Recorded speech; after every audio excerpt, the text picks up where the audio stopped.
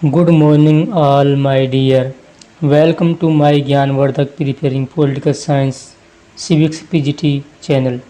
1250 questions in this series previous years.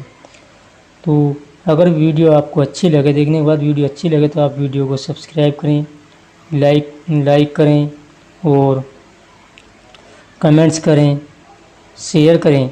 उन सभी students के लिए शेयर करें जो पीजीटी की तैयारी कर रहे हैं, और इसके साथ साथ जो यूजीसी नेट, जीआईसी, इनके भी क्वेश्चन आंसर आपको अगले इसमें वीडियो में मिलेंगे। तो इसलिए जो है आप तैयारी करते रहें और लॉकडाउन का लाभ उठाएं। वीडियो नंबर 1 में प्रश्न नंबर 1 से 13 तक की सीरीज दी हुई है, और उसके बाद वीडियो नंबर 2 में 14 से जो सीरीज है ये शुरू की गई है। तो प्रश्न नंबर 14 कर लेते हैं। निम्नलिखित में से कौन से तत्व भारतीय राजनीतिक व्यवस्था में महत्वपूर्ण भूमिका निभाते हैं? ऑप्शन नंबर 1 जाति, ऑप्शन नंबर 2 क्षेत्र, ऑप्शन नंबर 3 धर्म और ऑप्शन नंबर 4 राष्ट्रीय दृष्टिकोण। तो इसके अंदर कूट दिए हुए होंगे। कूट इसमें इस समय मैंने नहीं दिए क्योंकि मैं समय वेस्ट नहीं करना चाहता। तो इसका जो ऑप्शन हो जाएगा, तो जिस कूट के अंदर दिया होगा जाति, क्षेत्र और धर्म, अर्थात कूट नंबर 1, 2 और 3, वही इसका सही आंसर हो जाएगा। भारत राजनीतिक व्यवस्था में महत्वपूर्ण स्थान जो है राष्ट्रीय दृष्टिकोण नहीं निभाते हैं। तो देखते हैं प्रश्न नंबर 15 का।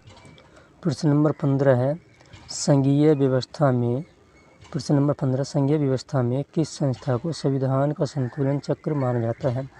ऑप्शन नंबर 1 विधायिका, ऑप्शन नंबर 2 मंत्रिमंडल, ऑप्शन नंबर 3 न्यायपालिका, ऑप्शन नंबर 4 प्रेस। तो जो इसका सही आंसर होगा वो है ऑप्शन नंबर 3 न्यायपालिका, जुडिशियरी।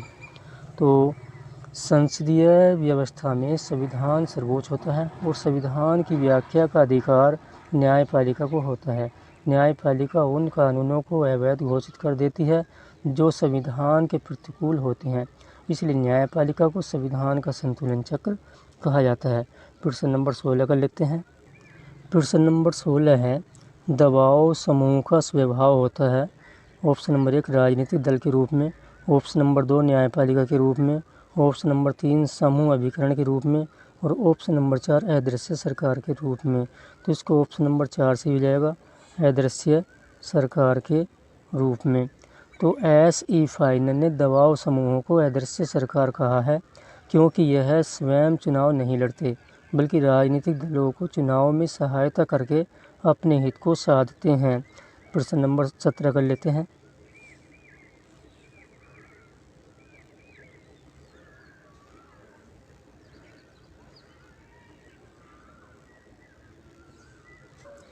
प्रश्न नंबर 17 है भारतीय संविधान में केंद्र राज्य प्रशासनिक संबंध निम्नलिखित में से किस अनुच्छेद में वर्णित हैं? ऑप्शन नंबर 1 256 से 263, ऑप्शन नंबर 2 245 से 255, ऑप्शन नंबर 3 264 से 291, ऑप्शन नंबर 4 294 से 300। तो जो इसका सही आंसर है वो होगा ऑप्शन नंबर 1 256 से 263, 256 से 263। संविधान के भाग 2 के अध्याय 2 में अनुच्छेद 256 से लेकर अनुच्छेद 263 तक केंद्रीय राज्य प्रशासनिक संबंधों का वर्णन है। प्रश्न नंबर 18 कर लेते हैं। प्रश्न नंबर 18 है निम्नलिखित युग्म का सही मिलान कीजिए तथा सही कूट चुनें। तो गोलकनाथ केस, आधारभूत संरचना का सिद्धांत, शमशेर सिंह केस, मौलिक अधिकार, मिनर्वा मिल्स केस, राज्य के नीति निर्देश तत्व, केशवानंद भारती केस, राष्ट्रपति के अधिकार, आपातकालीन उपबंध। तो इसमें कूट दिए हुए नहीं हैं। जैसे ही क्वेश्चन पेपर में कूट दिए हुए होंगे तो इसके अंदर हम मैच करेंगे। तो यहाँ पर हम ऐसे ही मिला लेते हैं। तो पहला है गोलकनाथ केस। तो गोलकनाथ केस जो है इसका हो जाएगा आपका option number B. Option number B और ऑप्शन नंबर बी है आपको Golaknath case, option number B.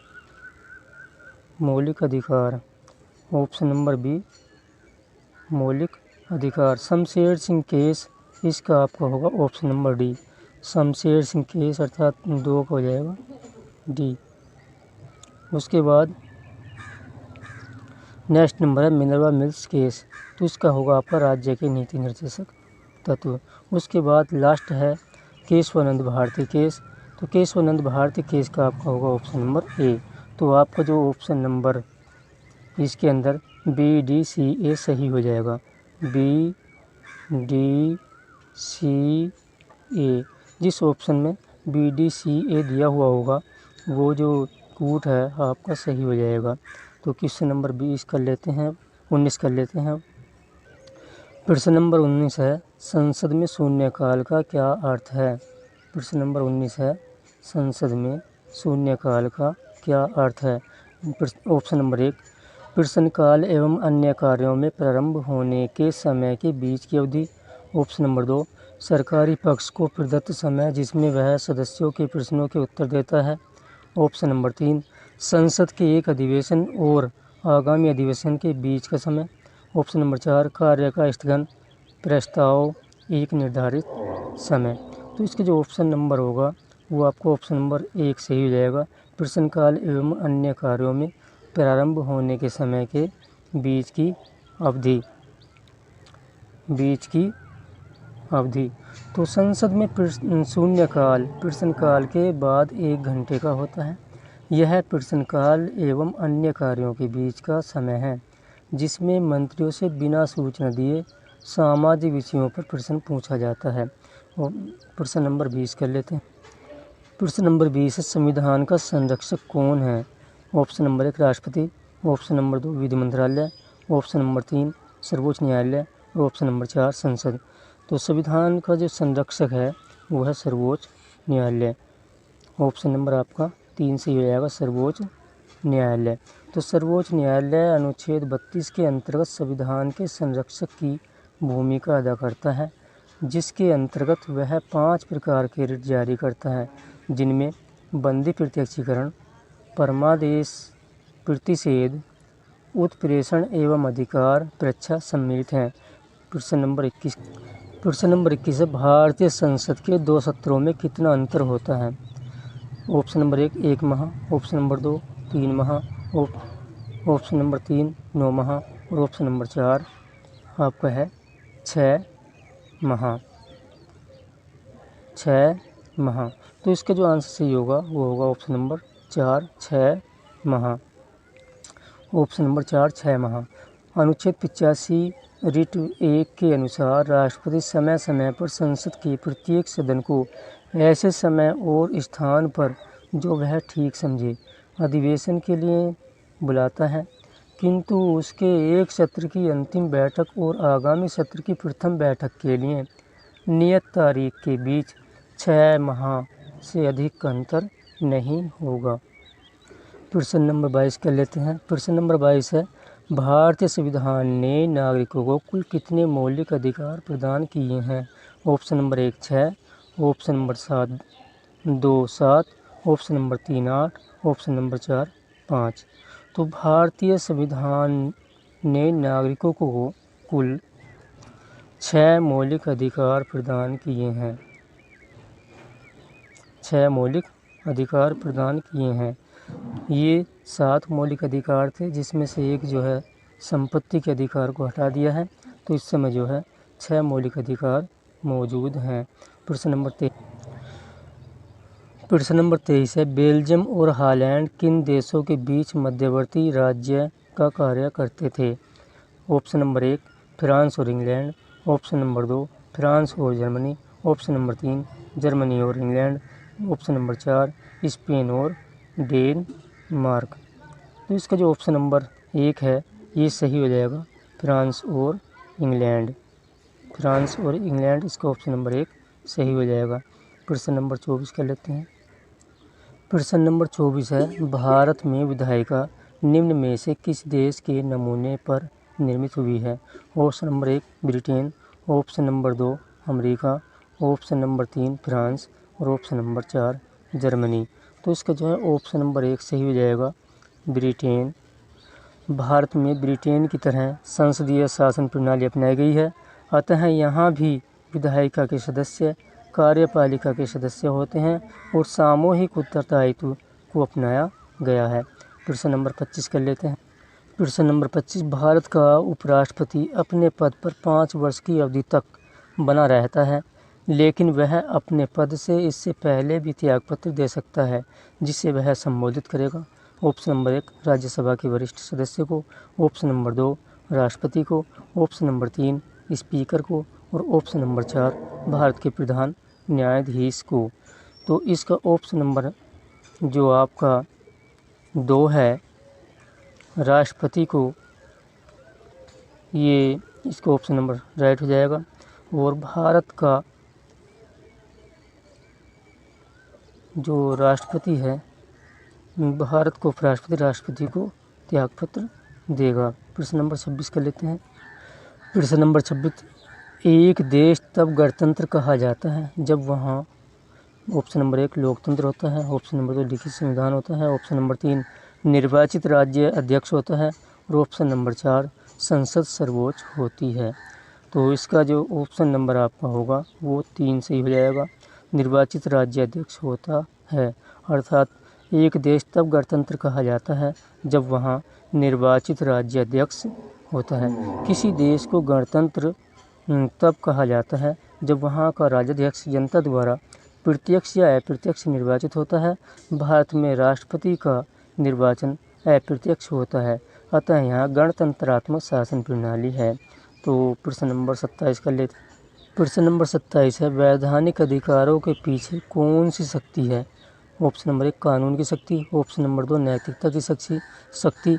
Option number 3 न्यायालयों की शक्ति। और ऑप्शन नंबर 4 नीति शास्त्र की शक्ति। तो इसमें बताइए इसका सही आंसर क्या होगा? तो सही आंसर होगा कानून की शक्ति, power of law. Power of law जो है इसका सही ऑप्शन हो जाएगा। प्रश्न नंबर 28 कर लेते हैं। प्रश्न नंबर 28 है, प्राकृतिक अधिकारों का सिद्धांत एक भाग है। ऑप्शन नंबर 1 ऑस्टिन के संप्रभुता सिद्धांत का। ऑप्शन नंबर 2 दैवीय उत्पत्ति के सिद्धांत का। और ऑप्शन नंबर 3 शक्ति सिद्धांत का। और ऑप्शन नंबर 4 सामाजिक समझौते का।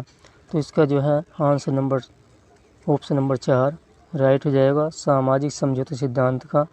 और हाफ्स लॉक रूसो सामाजिक समझौता के सिद्धांत से संबंधित हैं, जिन्होंने प्राकृतिक अवस्था में प्राकृतिक अधिकारों का वर्णन किया है।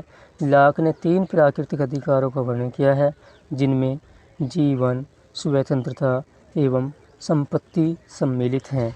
तो प्रश्न नंबर 29 कर लेते हैं। प्रश्न नंबर 29 है, भारतीय संविधान प्रारूप समिति का सभापति कौन था? Option number 1 doctor Rajendra Prasad. Option number 1 doctor Rajendra Prasad. Option number 2 doctor B.R. Ambedkar. Option number 3 Alladi Krishnaswami Ayyar. Option number 4 Jawaharlal Nehru. तो इसका आपका ऑप्शन नंबर 2 सही हो जाएगा, डॉक्टर B.R. अम्बेडकर। तो प्रारूप समिति का गठन 19 अगस्त 1947 को किया गया। इसके अध्यक्ष B.R. अम्बेडकर थे। इस समिति के अन्य सदस्य थे N. Gopal Swami Ayyar, Alladi Krishna Swami Ayyar, Mohammad Saadulla, K.M. Munshi, B.L. Mitter एवं D.P. खेतान। बाद में V.L. मिलर के स्थान पर N. माधव राव को तथा D.P. खेतान की मृत्यु होने पर T.T. कृष्णामाचारी को इस समिति में सम्मिलित किया गया। प्रश्न नंबर 30 का, भारतीय संसद निर्मित होती है। ऑप्शन नंबर 1 राष्ट्रपति, राज्यसभा एवं लोकसभा द्वारा। ऑप्शन नंबर 2 राज्यसभा एवं लोकसभा द्वारा। ऑप्शन नंबर 3 राज्यसभा, लोकसभा एवं अटॉर्नी जनरल द्वारा। ऑप्शन नंबर 4 राज्यसभा, लोकसभा एवं निर्वाचित आयोग द्वारा। तो इसका ऑप्शन नंबर 1 सही हो जाएगा, वह राष्ट्रपति, राज्यसभा एवं लोकसभा द्वारा। राष्ट्रपति, राज्यसभा एवं लोकसभा द्वारा।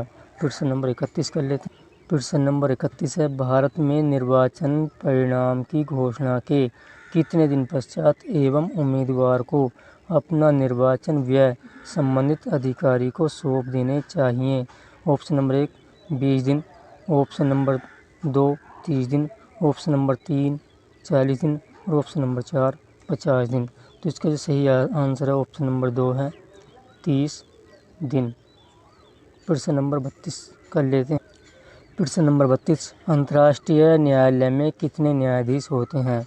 Option number 1 20, option number 2 21, option number 3 22 और ऑप्शन नंबर 4 15। तो इसका सही आंसर होगा ऑप्शन नंबर 4 15।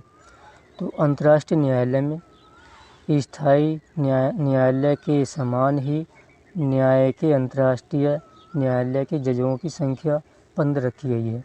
ये न्यायाधीश अपने में से एक सभापति तथा एक उपसभापति 3 वर्षों के लिए चुनते हैं। प्रश्न नंबर 33 देख लेते हैं। प्रश्न नंबर 33, भारतीय नागरिक को मौलिक कर्तव्य संविधान के भाग में निहित हैं। तो संविधान के भाग 1 में, ऑप्शन नंबर 2 संविधान के भाग 3 में, ऑप्शन नंबर 3 संविधान के भाग 3 क में और ऑप्शन नंबर 4 संविधान के भाग 4 क में। तो इसका जो सही आंसर होगा वो होगा ऑप्शन नंबर 4 संविधान के भाग 4 क में। संविधान के भाग 4 क में। तो संविधान के 42 संशोधन द्वारा भाग 4 क और अनुच्छेद 51 क जोड़ा गया है, जिसमें मौलिक कर्तव्यों का समावेश किया गया है। प्रश्न नंबर 34, संवैधानिक उपचारों का अधिकार भारतीय संविधान के किस अनुच्छेद में दिया गया है? ऑप्शन नंबर 1 अनुच्छेद 32, ऑप्शन नंबर 2 अनुच्छेद 31, ऑप्शन नंबर 3 अनुच्छेद 29, ऑप्शन नंबर 4 अनुच्छेद 30। तो इसका जो आंसर है, सही आंसर है अनुच्छेद 32, ऑप्शन नंबर 1 अनुच्छेद 32। तो संविधान के अनुच्छेद 32 में संवैधानिक उपचारों का अधिकार प्रदान किया गया है, जिसके अंतर्गत सर्वोच्च न्यायालय मूल अधिकारों के उल्लंघन होने पर 5 प्रकार के रिट जारी करता है, जिसमें बंदी प्रत्यक्षीकरण, परमादेश, प्रतिषेध, उत्प्रेषण एवं अधिकार परीक्षा सम्मिलित हैं। प्रश्न नंबर 35 कर लेते हैं। प्रश्न नंबर 35,